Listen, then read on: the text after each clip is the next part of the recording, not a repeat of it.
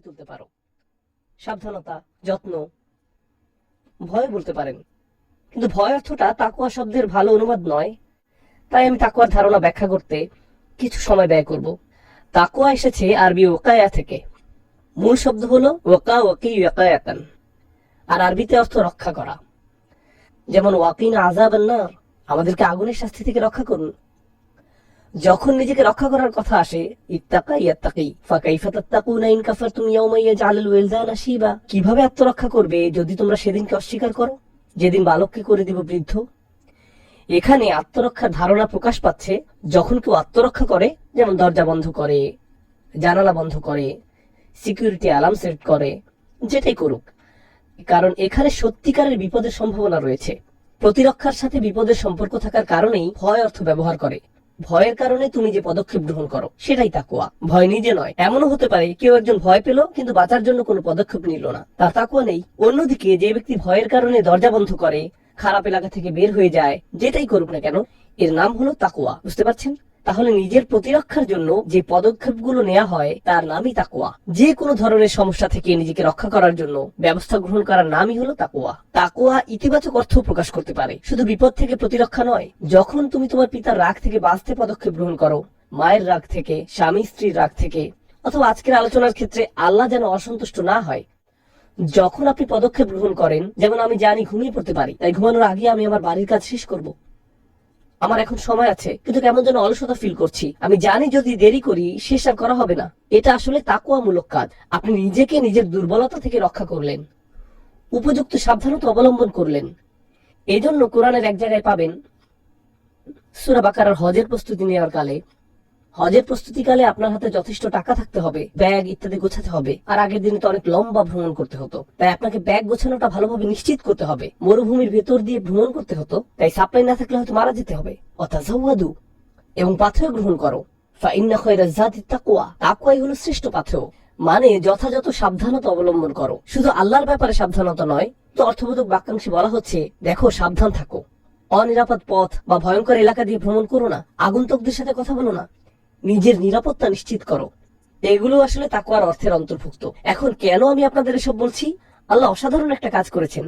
সমগ্র কোরআনে তাকওয়ার কথা বলা হয়েছে প্রায় 200 বারের বেশি। এটি কোরআনের বহুল উল্লেখিত বিষয়বস্তুর একটি, যদি সর্বাধিকবার উল্লেখিত বিষয়বস্তু না হয়ে থাকে। আর আপনারা ঘুমিয়ে পড়ার আগে অগণিত খুতবা শুনে থাকবেন তাকওয়া নিয়ে। প্রিয় ভাই ও বোনেরা, আজ আমি তাকওয়া নিয়ে কথা বলবো, আর আপনি আস্তে করে ঘুমিয়ে পড়েন। সবাই বলে আপনার তাকওয়া থাকতে হবে, তাকওয়া থাকতে হবে, তাকওয়া থাকতে হবে, কিন্তু নামাজের পরে তো আর এটা বিক্রি হচ্ছে না মসজিদের বাইরে। আমি জানি না কোথা থেকে এটা অর্জন করব। এটা একটা ধারণা, কিভাবে এই ধারণা নিজের মাঝে বাস্তবায়ন করব? আমি শুনেছি এটা বেশ গুরুত্বপূর্ণ, আমার এটা থাকতে হবে। এটা একটা বিমূর্ত বিষয়। আমাদের ধর্মের সুন্দরতম একটা দিক হলো এমন বিমূর্ত ধারণাগুলোকে নিয়ে আল্লাহ তার নিজের বইতে প্র্যাকটিক্যাল কিছু উপায় বলে দিবেন। তাই এটা শুধু একটা দার্শনিক ধারণা হিসেবে আপনার মাথায় ঘুরতে থাকে না যে কিছু একটার নাম তাকওয়া। আমার মনে হয় অনেক মানুষের এটা আছে, কিন্তু আমার নেই। না, আল্লাহ আসলে আপনাকে ট্রেনিং অনুশীলন দিবেন, যার বাস্তবায়ন করে আপনি নিজেও তাকওয়া অর্জন করতে পারবেন। এরকম উপায়গুলোর অন্যতম শক্তিশালী একটি হলো সিয়াম। আশা করা যায় রোজা আপনাকে তাকওয়া দিবে। যদি রোজা রাখলেই তাকওয়ার গ্যারান্টি পাওয়া যেত, তাহলে আয়াতটি এভাবে আসতো, কুতিবা আলাইকুমুস সিয়াম কামা কুতিবা আলাল্লাযিনা মিন ক্বাবলিকুম লিতাত্তাকু। লামটি হতো লামে তালিল, কোন অর্থ হতো যেন তোমরা তাকওয়া পেতে পারো। আর যখন লাআল্লাকুম বলছেন, তখন পাওয়ার একটি আশা আছে, কিন্তু কোনো গ্যারান্টি নেই, কোনো গ্যারান্টি নেই। তো আল্লাহ বলছেন তাকওয়া অর্জন করার এটা হলো উপায়, কিন্তু শুধু যদি তুমি সঠিকভাবে সম্পন্ন করো। এমন নয় যে যেই রোজা রাখবে সেই তাকওয়া পাবে। চলুন এই ধারণাটা একটু অনুসন্ধান করে দেখি যে রোজা কিভাবে একজনকে তাকওয়ার দিকে পরিচালিত করে, আল্লাহ সম্পর্কে সাবধান করে এবং তার অসন্তোষ থেকে নিরাপদ থাকা। খুব সহজে বলছি, আমি জটিল করে আলোচনা তুলে ধরবো না। আজকে পাণ্ডিত্যপূর্ণ হওয়া আমার লক্ষ্য নয়, একজন শিক্ষক হিসেবে আমি আলোচনাটি উপস্থাপন করব, গবেষকের মতো করে নয়, স্কলারের মতো করে নয়। তাই বিভিন্ন উৎস থেকে বিভিন্ন গবেষকের গবেষণা আমি উপস্থাপন করতে যাব না। সেই অধ্যয়ন ইতিমধ্যে আমি করেছি। আমার দায়িত্ব হলো সেই কথাগুলোকে যত সহজে সম্ভব আপনাদের সামনে তুলে ধরা। চলুন এই সম্পর্কে কথা বলি। যখন রোজা রাখছেন, বিশেষ করে গ্রীষ্মকালে গরম কোনো জায়গায়, যেমন টেক্সাসে বা আরবের কোথাও বা পাকিস্তানে, দক্ষিণ আফ্রিকায়, যেখানেই হোক, রোজা রাখলে পানির তৃষ্ণা লাগবেই। আপনি খুব ধার্মিক ব্যক্তি হন বা না হন, তরুণ হন বা বৃদ্ধ হন, তৃষ্ণা এসবের কোনো পরোয়া করে না, ক্ষুধা কোনো পক্ষপাতিত্ব করে না। আপনি ক্ষুধা অনুভব করবেনই। ভেতরের এই অনুভূতিগুলো আপনার শরীর মূলত আপনাকে আল্লাহর অবাধ্য হতে বলছে, তাই না? প্রতিটি সেকেন্ডের পিপাসা যে অনুভব করছেন, চিৎকার করে বলছে আমাকে পানি দাও। আপনার পাকস্থলী প্রায় নিজের একটি করুণ গান নিয়ে আপনার কাছে কাকুতি মিনতি করছে, আমাকে খাবার দাও, আমাকে খাবার দাও। শরীরের ভিতরে একটি যুদ্ধ চলছে, আপনার শরীর আপনাকে আল্লাহর বিরুদ্ধে বিদ্রোহ করতে বলছে। তখন অন্তরের কিছু একটা আপনার পাকস্থলীকে এবং আপনার গলাকে বলছে চুপ থাকো, মাগরিবের আগে নয়, মাগরিবের আগে নয়। সারা দিন ধরে আপনি আপনার নিজের সাথে যুদ্ধ করেছেন, নিজের সাথে গোটা দিন। নতুন বিবাহিত দম্পতি, সে নিজের স্ত্রীর জন্য পাগল, তার দিকে তাকিয়েই আমি এখন কি করব? মাগরিবের আগে নয়, আমি নিজেকে নিয়ন্ত্রণ করব, কারণ আমি রোজা রেখেছি। সবচেয়ে শক্তিশালী কামনা হলো সহবাস, এবং সবচেয়ে মৌলিক প্রয়োজন ক্ষুধা ও তৃষ্ণা আল্লাহ সারা দিনের জন্য বন্ধ করে দিলেন।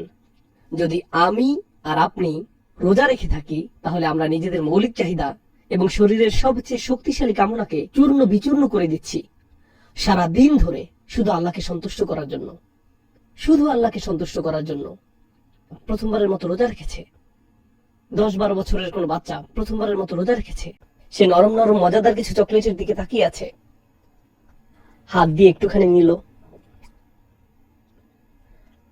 আল্লাহর কথা মনে করে আবার রেখে দিল। এমনকি তারও তাকুয়া আছে। প্রতিবার এমনটি করার মাধ্যমে আপনি আল্লাহ সম্পর্কে সতর্ক থাকার অনুভূতির বিকাশ সাধন করলেন। এই অনুশীলন কেন গুরুত্বপূর্ণ?